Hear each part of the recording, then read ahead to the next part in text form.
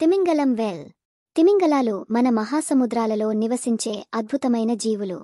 ఇవి భూమిపై నివసించిన అతిపెద్ద జంతువుల కంటే కూడా పెద్దవి కావడం విశేషం. తిమింగలాలు క్షీరదాలు, అంటే అవి ఊపిరి పీల్చుకోవడానికి నీటి ఉపరితలంపైకి రావాలి.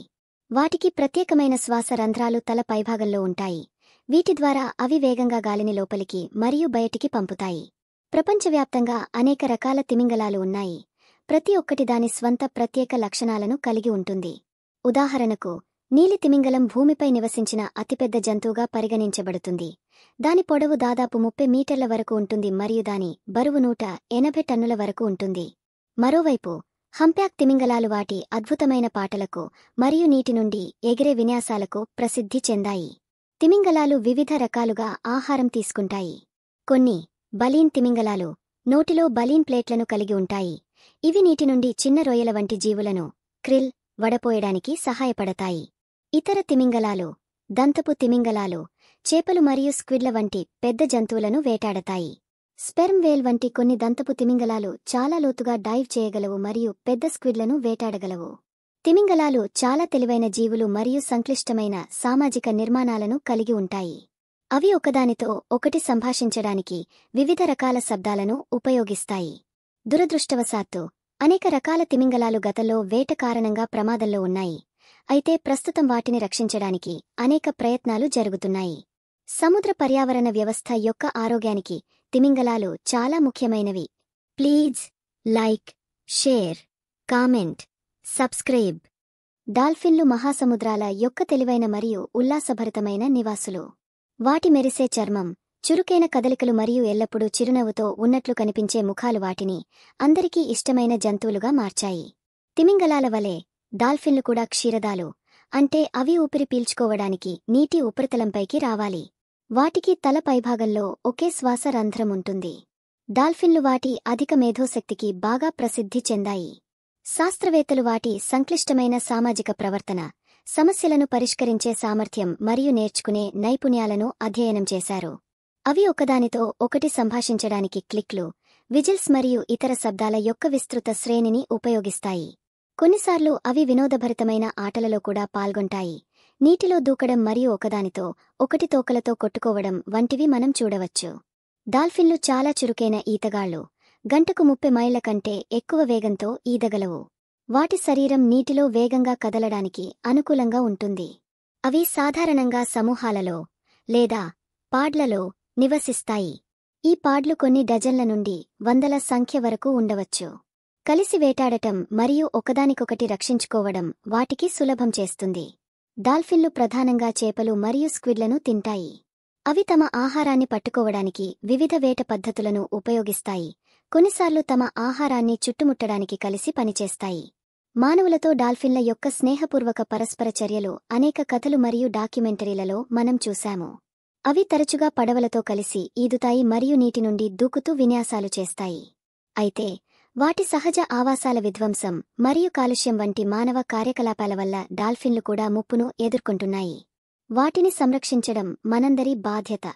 Please like, share, comment, subscribe. సముద్రపు తాబేళ్లు మన మహాసముద్రాల యొక్క పురాతన మరియు మంత్రముగ్ధులను చేసే ప్రయాణికులు. లక్షల సంవత్సరాలుగా భూమిపై జీవిస్తున్న ఈ సరీసృపాలు వాటి విశాలమైన సముద్ర ప్రయాణాలు మరియు తీరాలకు తిరిగి వచ్చి గుడ్లు పెట్టే ప్రత్యేకమైన ప్రవర్తనతో మనల్ని ఆశ్చర్యపరుస్తాయి. భూమిపై నివసించే వాటితో పోలిస్తే సముద్రపు తాబేళ్లకు ఈత కొట్టడానికి అనువైన చదునైన ఫ్లిప్పర్స్ ఉంటాయి. వాటి షెల్ గట్టిగా ఉంటుంది, కాని అవి తమ కాళ్లను భూమి తాబేళ్ల వలె పూర్తిగా లోపలికి లాగలేవు. ప్రపంచవ్యాప్తంగా 7 రకాల సముద్రపు తాబేళ్లు ఉన్నాయి. ప్రతి ఒక్కటి దాని స్వంత ఆహారం మరియు ఆవాసాలను కలిగి ఉంటుంది. ఉదాహరణకు, గ్రీన్ సీ టర్టిల్ ప్రధానంగా సీగ్రాస్ను తింటుంది, అయితే లాగర్హెడ్ సీ టర్టిల్ నత్తలు మరియు పీతలను ఆహారంగా తీసుకుంటుంది. లెదర్ బ్యాక్ సీ టర్టిల్ అతిపెద్ద సముద్రపు తాబేలు మరియు ఇది జెల్లీఫిష్లను మాత్రమే తింటుంది. సముద్రపు తాబేళ్ల జీవిత చక్రం చాలా ఆసక్తికరంగా ఉంటుంది.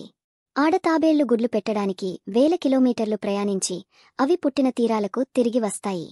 రాత్రి సమయంలో ఇసుకలో గుంతలు తవ్వి అనేక గుడ్లు పెడతాయి మరియు వాటిని ఇసుకతో కప్పి తిరిగి సముద్రంలోకి వెళ్లిపోతాయి. చిన్న తాబేళ్లు గుడ్ల నుండి బయటకు వచ్చిన తర్వాత తమంతట తాము సముద్రంలోకి చేరుకుంటాయి. ఈ చిన్న తాబేళ్లలో చాలా తక్కువ సంఖ్యలో మాత్రమే పెద్దయ్యాక జీవించగలుగుతాయి, ఎందుకంటే అవి అనేక సముద్రపు జంతువులకు ఆహారంగా మారతాయి. దురదృష్టవశాత్తు సముద్రపు తాబేళ్లు అనేక ముప్పులను ఎదుర్కొంటున్నాయి. వాటి ఆవాసాల విధ్వంసం, ప్లాస్టిక్ కాలుష్యం, చేపల వలల్లో చిక్కుకోవడం మరియు గుడ్ల కోసం వేటాడటం వంటి కారణాల వల్ల వాటి సంఖ్య బాగా తగ్గిపోయింది. అనేక దేశాలు సముద్రపు తాబేళ్లను రక్షించడానికి చర్యలు తీసుకుంటున్నాయి. వాటి గుడ్లను సంరక్షించడం మరియు వాటి ఆవాసాలను కాపాడటం వంటివి చేస్తున్నారు. ఈ అద్భుతమైన జీవులను కాపాడుకోవడం మనందరి బాధ్యత. Please like, share, comment, subscribe. షార్క్లు మన మహాసముద్రాల యొక్క శక్తివంతమైన మరియు భయాన్ని కలిగించే వేటగాళ్లుగా ఒక ప్రత్యేకమైన స్థానాన్ని కలిగి ఉన్నాయి. మిలియన్ల సంవత్సరాలుగా సముద్రాలలో తిరుగుతున్న ఈ మృదులాస్థి చేపలు వాటి ప్రత్యేకమైన శరీర నిర్మాణం మరియు వేటాడే నైపుణ్యాలతో ఆకట్టుకుంటాయి. మృదులాస్థి చేపలు అంటే వాటి అస్థిపంజరం ఎముకతో కాకుండా మృదువైన కార్టిలేజ్తో తయారవుతుంది. ఇది వాటికి తేలికగా మరియు చురుకైనదిగా ఉండటానికి సహాయపడుతుంది. ప్రపంచవ్యాప్తంగా 500 కంటే ఎక్కువ రకాల షార్క్లు ఉన్నాయి. ప్రతి జాతి దాని పరిమాణం, ఆహారం మరియు ప్రవర్తనలో ప్రత్యేకమైనది. అతి చిన్న షార్క్లు కొన్ని అంగుళాల పొడవు మాత్రమే ఉంటాయి.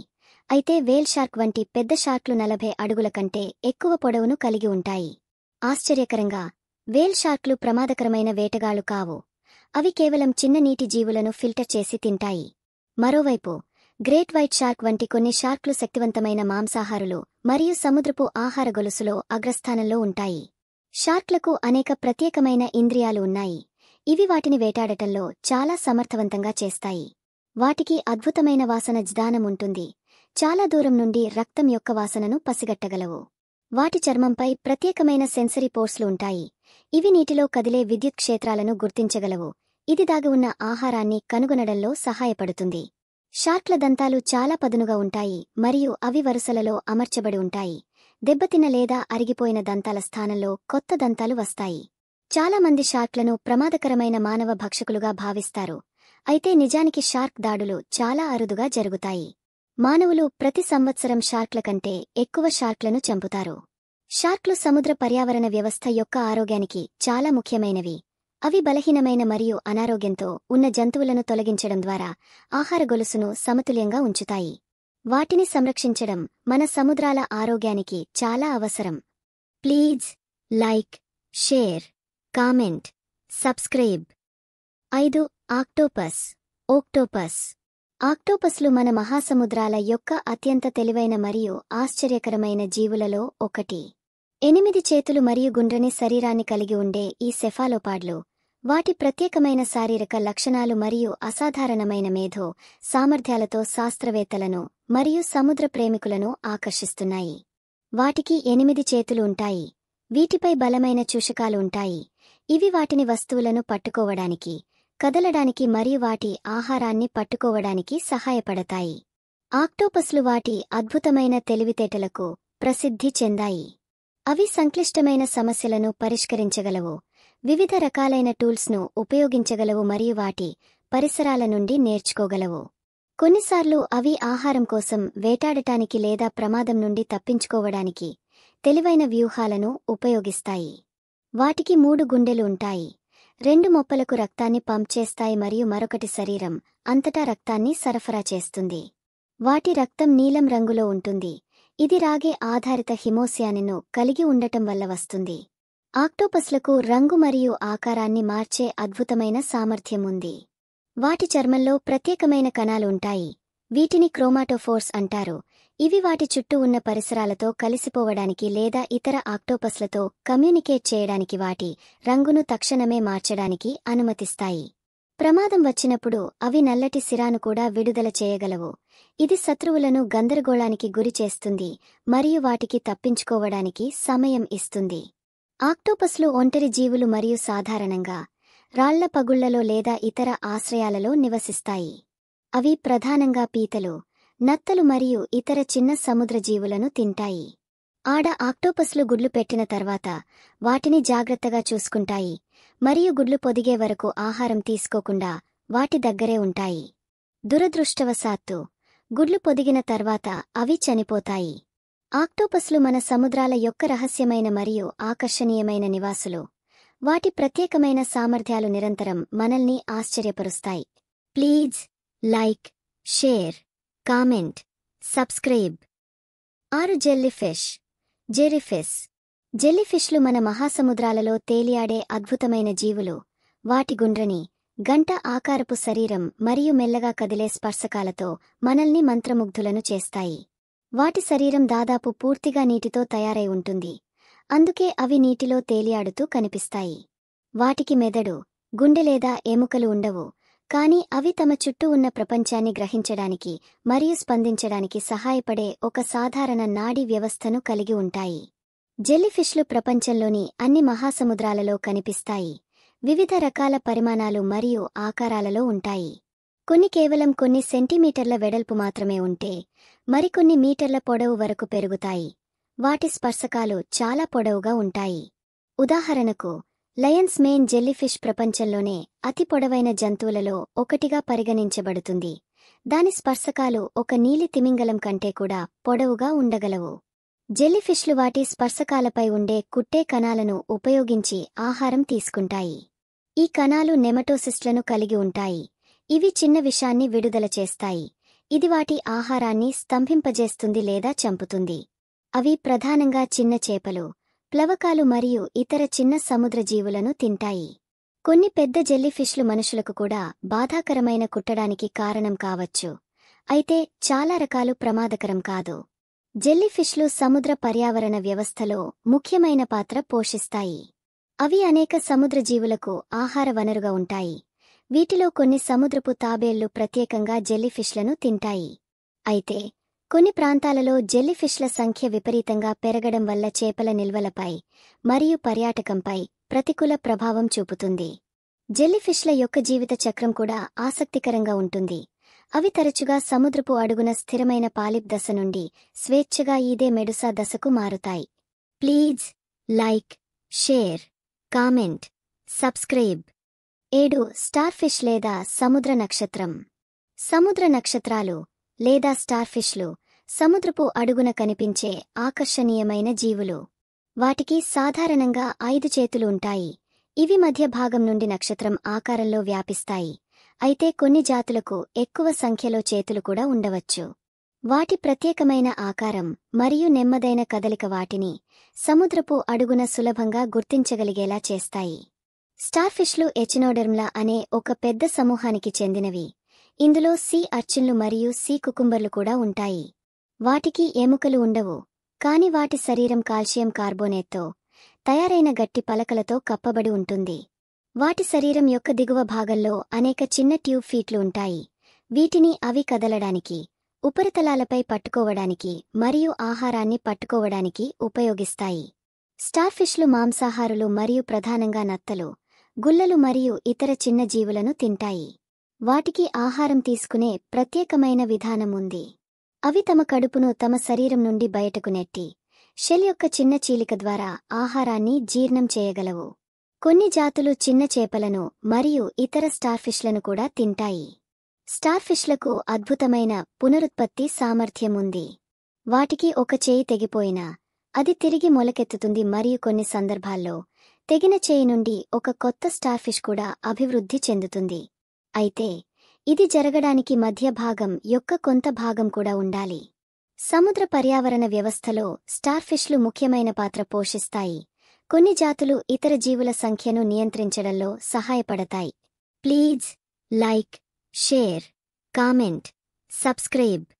సీల్స్ మన మహాసముద్రాల యొక్క చల్లని ప్రాంతాలలో నివసించే ఆకర్షణీయమైన సముద్ర క్షీరదాలు. వాటి బొద్దుగా ఉండే శరీరం, నునుపైన చర్మం మరియు ఈత కొట్టడానికి అనువైన ఫ్లిప్పర్స్ వాటిని నీటిలో సమర్థవంతమైన ఈతగాళ్లుగా చేస్తాయి. వాటి వెనుక ఫ్లిప్పర్లు ముందుకు ఈదడానికి సహాయపడతాయి, అయితే ముందు ఫ్లిప్పర్లు దిశను నియంత్రించడానికి ఉపయోగిస్తాయి. సీల్స్ భూమిపై కూడా కొంత సమయం గడపగలవు. అక్కడ అవి నెమ్మదిగా కదులుతాయి. ప్రపంచవ్యాప్తంగా అనేక రకాల సీల్స్ ఉన్నాయి. వాటి పరిమాణం మరియు ఆవాసాలు మారుతూ ఉంటాయి. కొన్ని చిన్నవిగా ఉంటే మరికొన్ని చాలా పెద్దవిగా ఉంటాయి. వాటికి దట్టమైన బొచ్చు ఉంటుంది. ఇది చల్లని నీటిలో వాటిని వెచ్చగా ఉంచడానికి సహాయపడుతుంది. వాటి శరీరంలో కొవ్వు పొర కూడా ఉంటుంది. ఇది ఇన్సులేషన్ను అందిస్తుంది. సీల్స్ మాంసాహారులు మరియు ప్రధానంగా చేపలు, స్క్విడ్లు మరియు ఇతర సముద్ర జీవులను తింటాయి. అవి నీటిలో చాలా సమర్థవంతమైన వేటగాళ్ళు మరియు వాటి ఆహారాన్ని పట్టుకోవడానికి వాటి చురుకైన కదలికలు మరియు పదునైన దంతాలను ఉపయోగిస్తాయి. సీల్స్ తరచుగా సమూహాలలో కనిపిస్తాయి, ముఖ్యంగా సంతానోత్పత్తి కాలంలో. ఆడ సీల్స్ తమ పిల్లలను ఒడ్డున లేదా మంచుమీద పెంచుతాయి మరియు వాటికి పాలు ఇస్తాయి. సీల్ పిల్లలు చాలా త్వరగా ఈత నేర్చుకుంటాయి మరియు స్వతంత్రంగా ఆహారం సంపాదించడం ప్రారంభిస్తాయి. సీల్స్ తెలివైన మరియు ఉత్సుకత కలిగిన జంతువులు. అవి తరచుగా మానవులను గమనిస్తాయి మరియు కొన్నిసార్లు వారితో ఆడుకోవడానికి కూడా ప్రయత్నిస్తాయి.